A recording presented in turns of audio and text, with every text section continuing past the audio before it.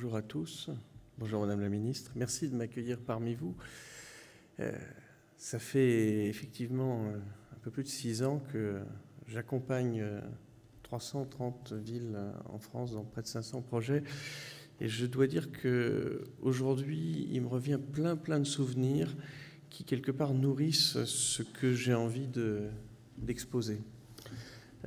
Nous sommes effectivement à l'aube du nouveau programme de renouvellement urbain. Si c'est le nouveau, ça veut dire qu'il y en a eu un qui a été un premier, qui a été une formidable aventure, où on a appris beaucoup de choses. Et la première idée que j'ai en tête, c'est que l'aventure se renouvelle. Et c'est avec grand plaisir que je vais voir mon successeur partir dans cette nouvelle aventure. J'espère vous aussi. J'ai une conviction, c'est qu'il va encore se passer quelque chose. J'ai une conviction, c'est que ça va être grand, ça va être ambitieux et ça va être dur tous les jours. Je n'ai aucune illusion, ça va être dur pour les gens qui vont mener la politique de la ville et de rénovation urbaine sur le terrain, comme ça l'a été pour le premier programme. Il va falloir énormément d'énergie, il va falloir énormément de détermination, il va falloir énormément d'intelligence et d'ingénierie locale. C'est sur le terrain que la bataille, une fois de plus, va se gagner. Alors, comme l'a dit Madame El Khomri, ce nouveau programme qui s'apprête à démarrer, il repose sur un certain nombre de principes. Moi, j'en ai un premier à vous dire, c'est qu'il faut aller vite. Aujourd'hui, chaque jour qui passe continue à aggraver la situation de vie dans un certain nombre de quartiers qui attendent la rénovation urbaine avec d'autant plus d'impatience qu'ils ont vu les résultats que donnait le premier programme sur d'autres quartiers.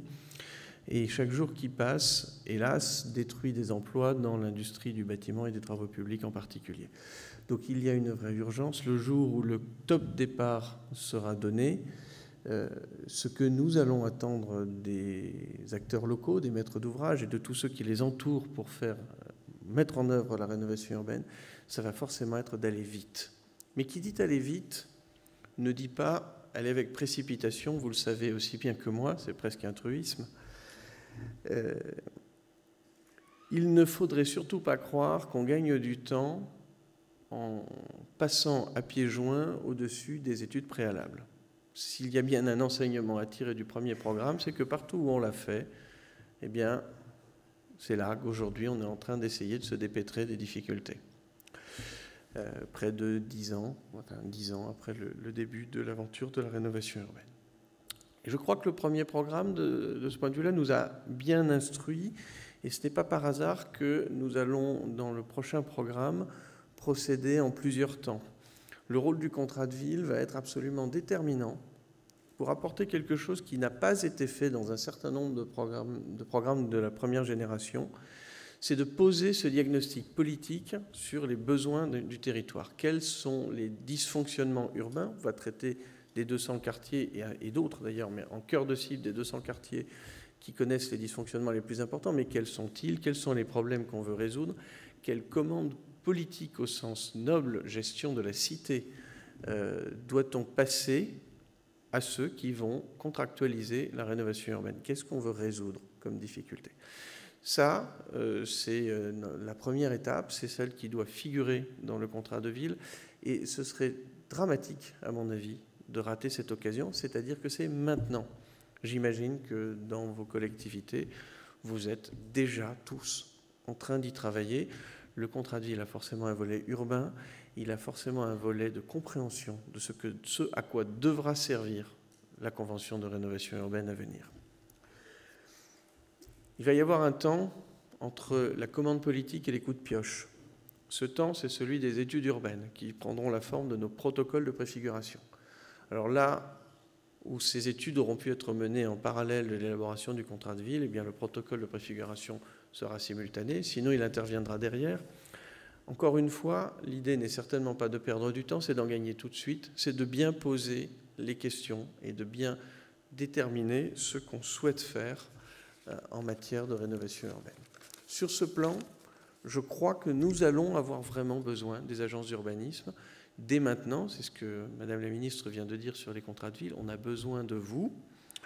On a besoin de votre savoir-faire parce qu'il faut inscrire le programme de rénovation urbaine de chaque quartier dans une dynamique d'agglomération, dans une dynamique de plus long terme que simplement la temporalité de 5, 6, 7, 8, peut-être même 10 ans de l'intervention physique sur le quartier, parce qu'il faut se demander comment ce quartier va participer demain au dynamisme de l'agglomération.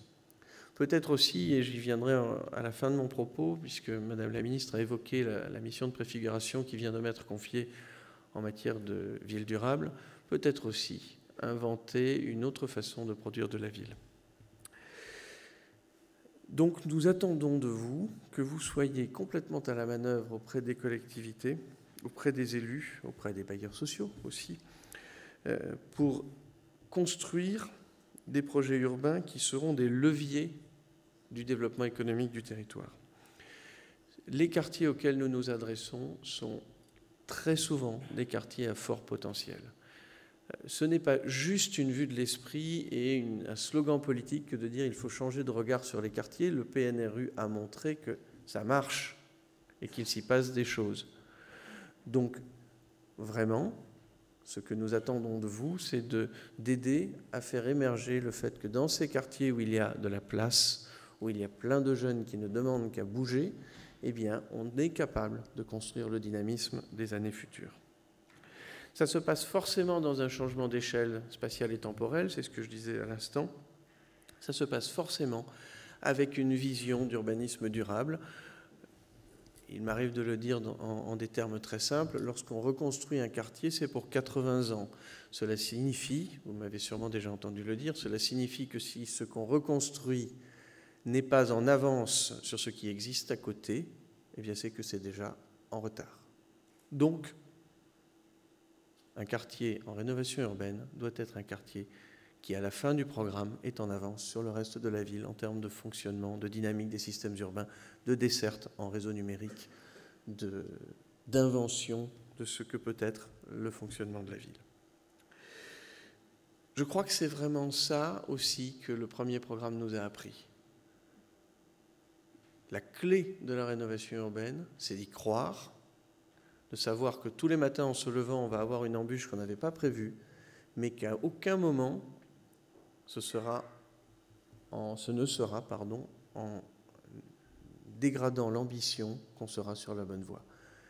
Ce sur quoi les élus locaux, les acteurs locaux pourront compter de la part de l'ANRU, ça sera toujours cette valeur forte qui nous a porté depuis 10 ans, d'être à vos côtés pour que jamais l'ambition ne baisse. Alors il y aura 6 objectifs incontournables pour parler dans notre vocabulaire un petit peu plus techno, pardonnez-moi, d'urbaniste, encore que je ne sais pas si moi je peux me considérer comme un urbaniste. Nous allons évidemment toujours vouloir augmenter la diversité de l'habitat. Nous allons évidemment toujours vouloir adapter la densité du quartier aux besoins du territoire dans bien des endroits, notamment dans les grandes agglomérations. On cherchera la solution pour accroître la densité parce que c'est celle-là qui est productrice de richesse. C'est assez simple. Dans un quartier qui est sous-dense et où en plus tout le monde est pauvre, eh bien il n'y a pas de capacité contributive pour faire fonctionner des commerces. C'est aussi bête que cela. La densité est en général, pas toujours, et ce sera à vous d'en décider localement, mais la densité est en général une des clés du bon fonctionnement économique d'une agglomération. Nous chercherons évidemment toujours à faciliter l'ouverture du quartier et la mobilité des habitants.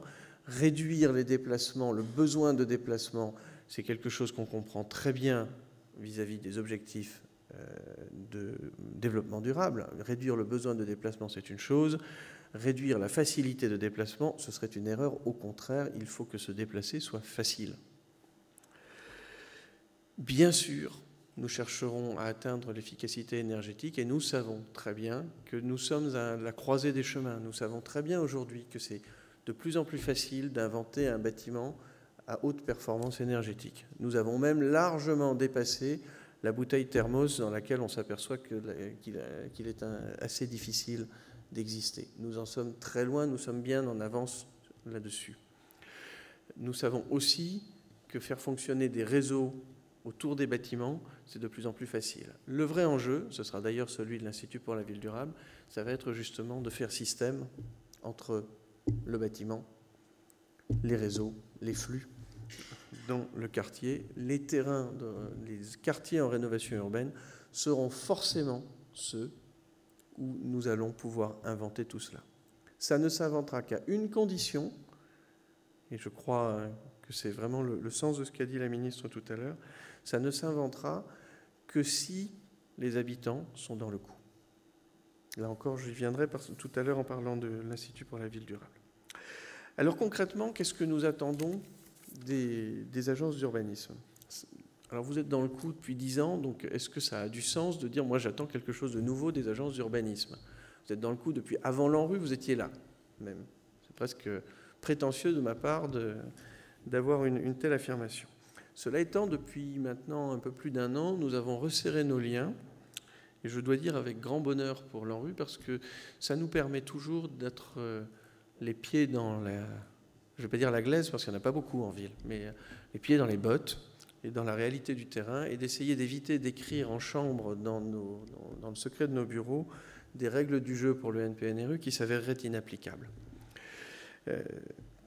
Nous allons avoir besoin de vous pour la réalisation des diagnostics préalables. Nous allons avoir besoin de vous pour écrire les orientations stratégiques à l'horizon 2030. Nous allons avoir besoin de vous pour aider à élaborer l'ensemble du projet urbain jusque dans la programmation. Nous allons avoir besoin de vous pour aider à adapter à chaque site, à chaque contexte, à chaque population, le principe de l'association des habitants. Le principe de l'association des habitants est premier, il est incontournable. On sait que s'il n'est pas respecté, on va, pardonnez-moi l'expression, se planter. En revanche, on sait aussi que si on essaye de plaquer une méthode toute faite à chaque endroit, eh bien on se plante aussi. Alors c'est ce sur quoi nous avons travaillé avec la Fédération nationale des agences d'urbanisme depuis 1 an. Une chose concrète, nous devrions dans pas longtemps signer une convention avec la Fédération qui nous permettra par exemple de corriger une erreur du passé puisque nous n'étions pas en mesure dans le passé de financer les études réalisées par les agences d'urbanisme pour le compte des collectivités. C'était, pardonnez-moi l'expression, bien bête. Nous allons corriger ce point pour que vous puissiez plus facilement prendre toute votre part au projet de rénovation urbaine. Et puis, eh bien, on va aller plus loin parce qu'on a besoin de vous pour contribuer à la capitalisation de l'intelligence urbaine, à la production de documents pédagogiques. Vous savez que l'agence en publie régulièrement. Eh bien, j'espère que nous en produirons ensemble, à la capitalisation donc, de ces bonnes pratiques et à l'animation des réseaux. Tout ça, ça nous conduit au fond à une idée qui est celle de l'Institut pour la ville durable. Donc c'est par là que je terminerai. Je vous l'ai redit à l'instant, vous le savez sans doute encore mieux que moi parce que vous le vivez tous les jours. La ville de demain, c'est un système urbain complexe sur lequel il va falloir réussir à avoir une vision globale dès le départ, en ayant conscience en plus que ce projet global à 10 ou 20 ans, ça ne sera pas ce qui se fera quand même. Mais il faut réussir à s'entendre sur une vision globale dès le départ, alors même que, à part l'urbaniste, la culture des acteurs de la production de la ville, c'est une culture historiquement segmentée. Segmentée dans l'approche temporelle, par exemple par la loi MOP, qui impose lorsqu'on conçoit un objet et construit un objet qu'il y ait un concepteur, un constructeur, un exploitant, une personne qui entretient, par les règles de la commande publique plus généralement, qui séparent des thématiques. Et ce ne sont pas seulement des règles de droit, c'est juste parce que c'est comme ça qu'on a pris l'habitude de travailler. Or, si nous voulons demain que la ville soit plus performante, nous savons tous que c'est le système qui devra être plus performant, le système avec ses habitants dedans. Il faut donc réussir à trouver un moyen de développer l'approche transversale dont parlait Madame la Ministre au tout début de son discours, cette approche transversale qui trouve ses germes dans ce que font les urbanistes et que vous avez sans doute aujourd'hui plus que beaucoup d'autres. Donc j'attends beaucoup de la Fédération des agences d'urbanisme en la matière, parce que ce qu'il faut vraiment inventer, c'est comment faire travailler tout le monde sur un projet global, s'entendre et faire adhérer les habitants, les parties prenantes, les acteurs locaux, faire adhérer massivement à un projet, faire adhérer à un processus pour réaliser ce projet, et c'est à ces conditions, soit qu'on pourra déroger aux règles qui aujourd'hui imposent des segmentations contre-productives, soit qu'on pourra inventer le nouveau mode de faire pour produire de la ville au XXIe siècle. Je pense vraiment que l'enjeu urbain des 5 à 10 ans à venir est que l'Institut pour la ville durable, mais plus concrètement, ce que nous allons faire dans les quartiers en rénovation urbaine, dans ces 200 et même plus quartiers, c'est d'inventer un nouveau mode de faire où, comme dans la rénovation urbaine depuis 10 ans, ce qui prévaut, c'est le projet, ce qui prévaut, c'est l'adhésion de tous à ce projet pour l'avenir. Et après, eh bien, comme l'ANRU le fait avec les maîtres d'ouvrage, s'il le faut, on adapte les règles, parce que la règle est moins importante que l'objectif sur lequel on s'est mis d'accord.